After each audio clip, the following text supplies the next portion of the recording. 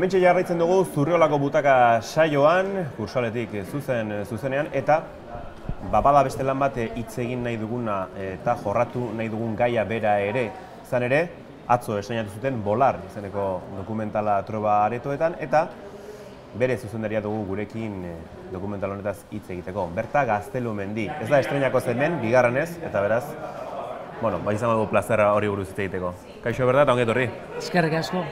Estreinalia dagoeneko burutu da, eta beti egiten dugun galdera, harrera, eta gero ondorengo solasaldia eta dena nolakoa izan zen? Egia esan, oso harrera ona izan genuen, oso, aretoa betea zeon, eta bukatu bezain laster eta kredituak hasi baino lehen ja txaloka hasi izan jendia, eta, gero komentarioak oso onak izan zian, jendea unkituta, eta jendea miresten dola baita ere emakumezko hauen lana eta hauen jarrera eta hauen korajea, ez. Justu parte hartu duten emakumezkoak ere izan zirelako Troban, eta bertan ere bai galdera batzuk egin zizkieten, eta pixka bat sola salitxore osatu zenuten gaiari emateko ikusgarritasuna. Bai, denbora gutxi izan zen, 5 minutu, guretzako festaguna zen, orduan behatzi emakumezkoak bertan ziren eta gehien baten gehin du nolako komentarioak, baina, harira jungabe norla baita esateko, edo gaiari heldu gabe, gaia ondo helduta zeon dokumentalan zehar, eta, nik uste momentu hori izan pixat erlajatzeko, eta galderak, igual izango zian anekdotikoak, edo rodoiarin burukoak, edo nola sentitzen ziren beraiek kamera aurrean, da olako gauzak ez berriz ere bakoitzak bizi izan zituen sufrimenduei buruz. Baino, hori da. Aipatu behar da, emakumenderen ekoizpen bat dela Bolar dokumentala, eta indarkeria matxista sufritu duten 9 emakumeren lekukotza jasotzen duela. Zera hausnarketa sorrarazi dizute zuri Andre horien testigantzek?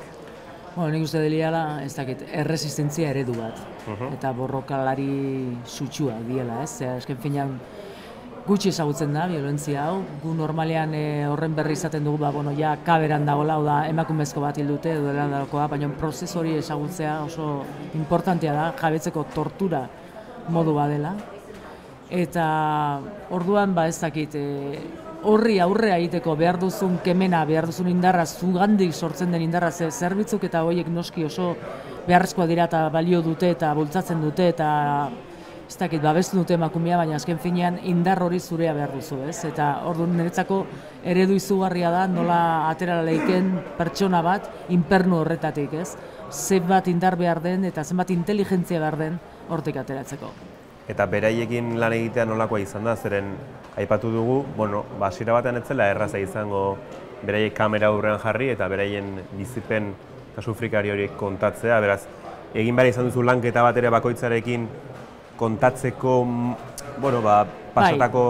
Bai, noski, hau etzan sortu bat-batean esan geluela, egin dezagun dokumentala, ez, gu hasi ginen lan bat egiten, violentzia hau jaso duten emakumezkoekin, hau da, errekonozimendu eta erreparazio lan bat eginez, eta orduan horre saio sakonak izaten gentuen, batzutan oso gogorrak ziren, eta, momentu batean mezua osatu genuen guztien artean, zer esan nahi genuen, ze batez ere helburu bat zegoen emakumezko hauekin esan nahi genion gizarteari inplikatu behar zuela eta sensibilizatu behar zuela gai honekiko. Eta orduan behin mezua osatu genuenean, esan genuen, eta orduan mezu hau nola igorriko diogu jendeari, ez? Eta batek esan zuen, berta, zuk dituzu dokumental batzuk, egin dezagun dokumental bat ikusten dugulako ikusentzunezkoak aproposak diela jendea ikuitzeko, ez da? Orduan hasi ginen, ez? Baina ordurako urtebete lanean generatzen zen, eta bagenekion ondo bakoitzak zer esango duen eta zergatik esango duen eta nola harilkatu genuen bata bestearekin diskurtsoa azken finean. 9 emakumeren testigantza, pentsatzen dute berezia ere izango zela bakoitzarentzat beste emakume horien bizipen horiek ezagutzea, ez? Noski, beraiek berehala errekonozitzen dute bata bestea, ez? Eta berehala ulertzen dute eta ez dute beraiek izaten duten bezala inork ez zaitu epaitzen beraien artean daudenean, ez? Eta orduan oso sare sakona eta sendoa sortzen da emakumezko hauen artean normala den bezala, ez? Orduan, alde horretatik ez dago inongo problemarik, bezitik eta kontrakoa, ez? Bada pasarte bat, dokumentalean emakumetako batek ondokoa esaten duena. Nire birramonak indarkeria jasan zuen, amonak, amak, nik, alabak, bilobek. belaunaldiz belaunaldi indarkeria matxista hau mantentzea eta jarraitzea beldurgarria dirudi. Bai, baina hala da. Ezke nik uste, nahiz da asko sonatu orain, oso sonatua da indarkeria. Oso titularretara eramana. Hori da, ez dugu ezagutzen, ez? Hor barruan gertatzen dena eta zenbat urtetan gertatzen den, da nola hasten den, da nola jarraitzen duen, eta bar, ez? Eta gainera, oraindikan ere, ezkutuan dago. Oso gorra aitortzea, zuk horrelako violentzia jasatzen duzula. Lotxa, indignazioa, hainbat sentimendu gordetze dituzu, ez dituzu partekatu nahi, ez? Orduan, nik uste dut, gure harremanetan, eta gaina batzutan ez da behar kolpetara iristea, baizik da gure harremanetan uste dugun baino violentzia gehiago. Esan edo, gizabanakoen artean, gizon emakumezkoen artean, gizonezkoen artean edo guztietan, nik uste dut, violentzia nagusi dela, eta ez dugula onartu nahi. Eta badago lanketa hor? Ikaragarria. Ikaragarria. Horregatikan, dokumental honek lagundu dezake testigantza batzuk berreskuratuz mahai gainean jartzea arazoa eta esatea begira. Hau dagoena, eta hemendikan aurrera hasi beharko gara zerbait egiten. Bai, nik uste gainera emakumezko hauek kontatzen dutena, nik uste mundu guztia identifikatu laikela. Behatzi emakumezko dira, behatzi historio diferente, amankomunean gauza asko dituzte, baina diferente dira, bakoitza pertsona diferentea delako. Eta nik uste momentu batean edo bestean jendea identifikatu egiten dela esaten dutenarekin. Esaten dizudalako oso gizatiarra delako violentziarekin harremanetan egotera. Dokumentalaren emaitzari dagokionez, eta bere horretan hartuta eta kaso ja modu artistiko batean, trantsizioak asko zaindu dituzu. Aipatu duzu, arilkatu dituzula ere bai testigantza horiek, eta hor ere lanketa propio bat zurea badagoela. Hala bilatu zenuen eta gustura zaude emaitzarekin. Bai, kontua zan nik iaia 10. emakumea zan natura, edo 10 lurra, hori oso polisemikoa da, azken finean hori da guk nolabait ere bilatzen dugun oreka, natura izan laike gatazka, natura eta izan laike askatasuna, aldaketa eta bar, eta nik uste gauza guzti horiek biltzen direla bakoitzaren desioetan, are gehiago, ez dakit inpernu batetik atera nahi duen edozein pertsonan. Eta beraz, hori ere zaindu nahi izan duzu eta horrela adierazi. Bai, nik uste, nik azentua jarri nahi nion naturari eta 10 lurrari, bai. Bueno, aipatu behar da, ez dela lehen aldea zinemaldian zaudela, dokumental batekin egin justu Mariposas en el Hierro, lanarekin ere izan zinen, eta baita gure saioan, aipatu dugun bezala hasieran. Bilaren artean antzekotasunik bada? Bueno, nik uste dut ez, baten batek igual ikusiko baluzo, bai, hombre, bai, ez dakit zer egin duen honetan, eta nire uste den ez, agian egilearen ikutua, agian. Ez dakit, agian. Kontua da, bezetan ere dokumentala zen noski, eta dokumentala baita ere oinarritua zegoen pertsona batzuren testigantzetan, hori amankomunian dago, noski. Gero nik uste planteamentua bestelako batekin nahi izan detela, ezagik lortu detela. Hori, jakina denez, ikusleek esan beharko dute, hori argi dago. Hala ere, aipatu gara, Mariposas en el Hierro dokumentalak ibilbide polita izan zuela, ezta? Bai, oso ikusia izan zen, eta 5 urte dira ja, nintzala, bai. Eta guatzen naiz duela, hilabete gutxi nintzala Iruñan, oraindikan dokumentala aurkezten, oraindikan bizirik dago.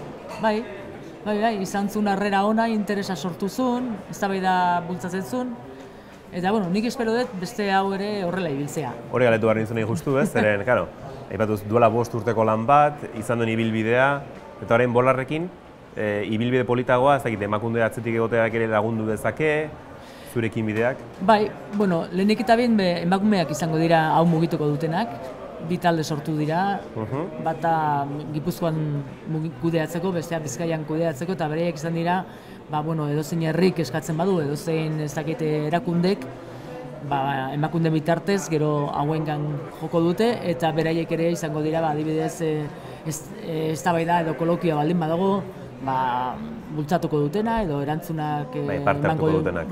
Edo galdera erantzunak egingo dituztenak, eta horrela da asmoa, eta hori herri ondo mugitzearena. Eta jendeak nola jakin dezake non ikusali izango duen, zen hori ere oso garrantzitsua da, aipatu dugunez, ondaitakelago kulturetxe batean, areto jakinetan.